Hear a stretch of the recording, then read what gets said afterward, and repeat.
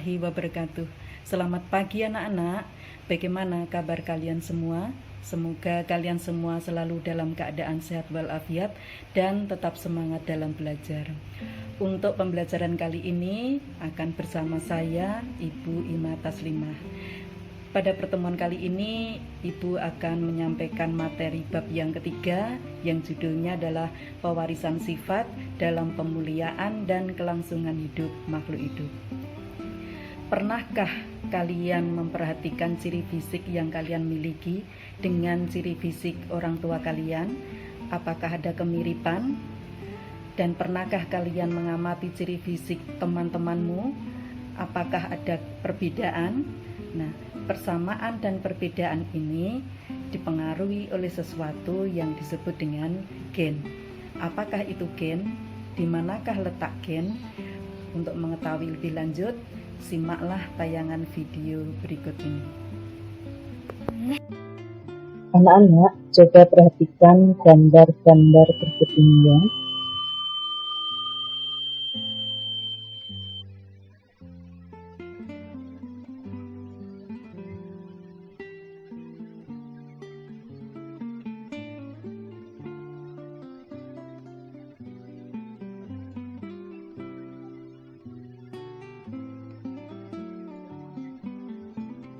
Apa yang kamu ketahui tentang gambar-gambar tadi?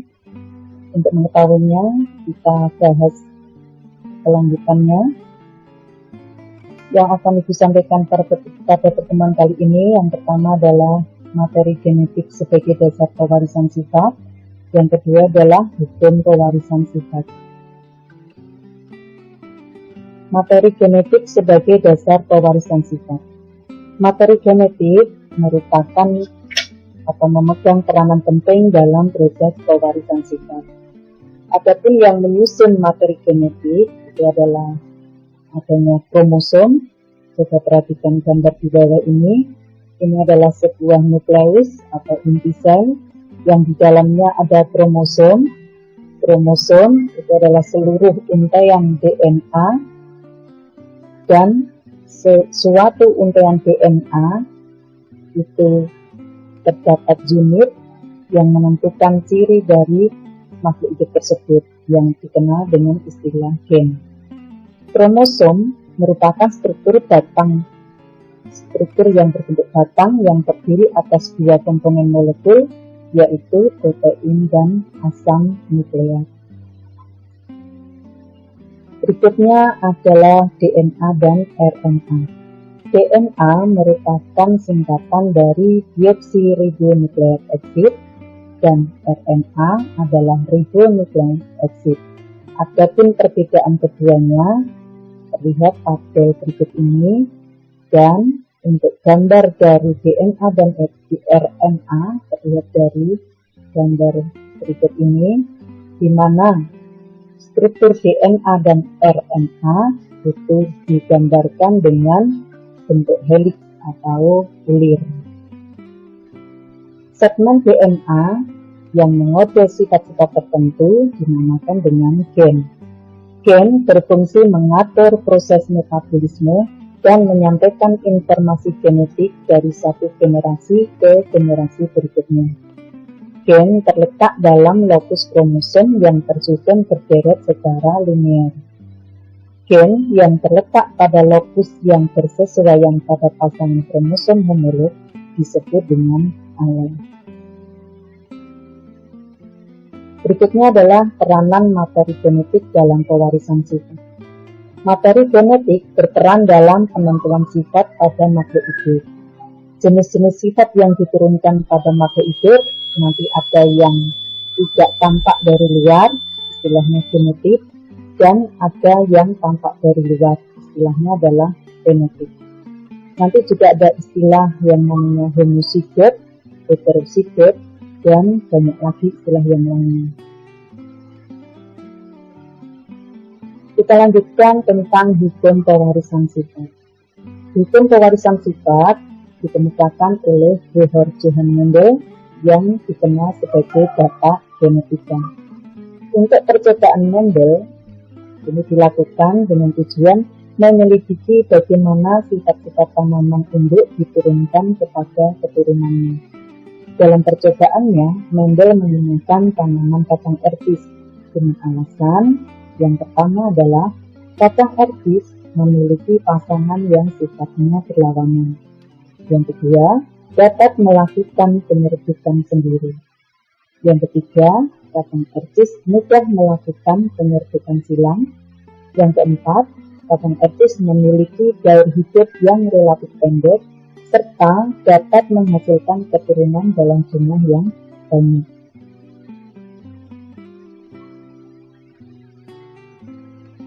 Selanjutnya adalah hukum pewarisan sifat atau hukum Mendel. Dihasilkan dua, yang pertama adalah hukum satu Mendel yang dikenal dengan istilah hukum segregasi, menyatakan bahwa pada pembentukan gamet atau sel kelamin, kedua gen induk parent yang merupakan pasangan alel akan memisah sehingga tiap-tiap gamet menerima satu gen dari induknya. Hukum Mendel yang kedua adalah hukum asertasi bebas, menyatakan bahwa bila dua individu mempunyai dua pasang atau lebih sifat, maka diturunkannya sepasang sifat secara bebas, tidak bergantung pada pasangan sifat yang lainnya. Berikutnya adalah istilah-istilah dalam persilangan. Yang pertama adalah parental, dikenal dengan atau diberi simbol P, artinya induk atau orang tua. Kemudian filial, diberi simbol F, artinya keturunan. Untuk keturunan yang pertama, diberi simbol F1 yang menyatakan anak. Keturunan yang kedua, diberi simbol F2 menyatakan cucu. Istilah yang ketiga adalah genotip, yaitu sifat-sifat menurun yang tidak tampak dari luar dan disimbolkan dengan pasangan huruf. Contoh, simbol A besar A besar, A besar A kecil, A kecil A kecil, A besar A besar, B besar B besar, dan A besar A kecil, B besar B besar. Istilah yang keempat adalah fenotip. Fenotip adalah sifat-sifat menurun yang tampak dari luar.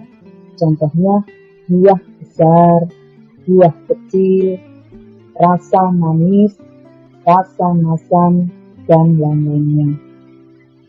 Istilah yang kelima adalah gamet.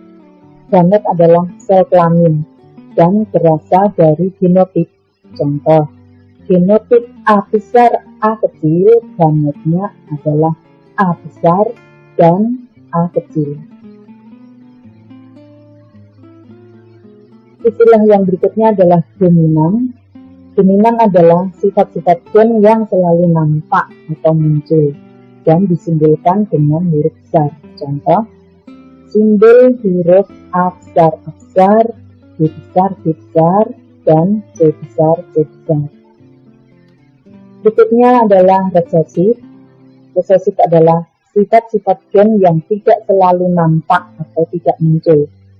Sifat resesif akan muncul jika dalam keadaan homozigot, disimbolkan dengan huruf kecil. Contoh, A kecil A kecil, B kecil B kecil, dan C kecil C kecil. Istilah berikutnya adalah intermediate. Intermediate adalah sifat keturunan yang merupakan perpaduan dari sifat kedua induknya. Berikutnya ada istilah homozigot, yaitu susunan gen yang memiliki pasangan alel yang sama. Contoh, P besar P besar, B besar B besar, H kecil H kecil, B besar B besar, K besar K besar, B kecil B kecil, K kecil K kecil. Berikutnya heterozigot, yaitu susunan gen yang memiliki pasangan alel yang berbeda. Contoh, P besar dengan P kecil, B besar B kecil, B besar B kecil, K besar K kecil. Istilah berikutnya adalah hibrid. Hibrid adalah hasil persilangan dua individu yang memiliki sifat beda. Berikutnya adalah macam-macam persilangan. Persilangan terdiri dari 3 macam. Yang pertama adalah persilangan monohibrid dominan penuh, dikenal dengan istilah hukum satu Mendel. Yang kedua adalah persilangan monohibrid intermediate. Yang ketiga adalah persilangan dihibrid. Anak-anak, kita bahas yang pertama adalah persilangan monohibrid dominan penuh atau hukum satu Mendel.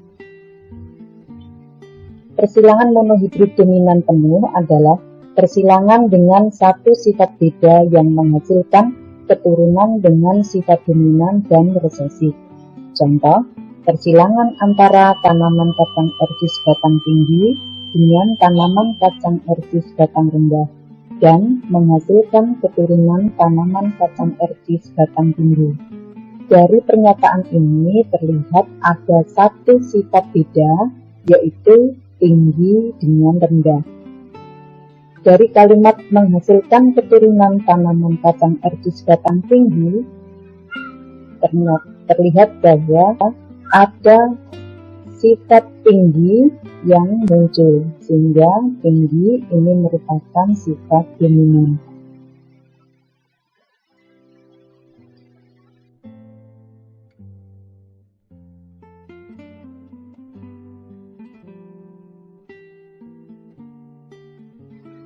Untuk bagian dari persilangan monohibrid dominan penuh, silahkan dilihat pada tayangan video berikut ini. Kali ini kita akan belajar mengenai pewarisan sifat, yaitu tentang persilangan monohibrid dominan. Persilangan monohibrid dominan adalah persilangan dua individu sejenis yang memperhatikan satu sifat beda dengan gen-gen yang dominan. Sebagai contoh, kita ambil persilangan antara kacang ercis berbatang tinggi dengan kacang ercis berbatang rendah. Kita tentukan dulu parentalnya. Kacang ercis berbatang tinggi kita silangkan dengan ercis berbatang rendah. Genotip dari batang tinggi adalah T besar, T besar. Genotip dari batang rendah yaitu T kecil, T kecil. Kemudian kita tentukan gametnya. Gamet dari T besar adalah T besar.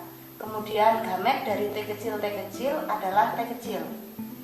Dari gamet ini kita dapat menentukan filial pertama atau F1, yaitu T besar T kecil yang berfenotip batang tinggi.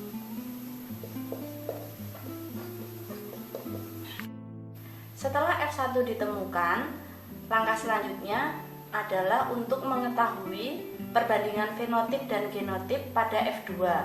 Cara runut yang harus kita lakukan yaitu dengan menentukan parental 2. P2 yaitu F1 T besar T kecil disilangkan dengan T besar T kecil.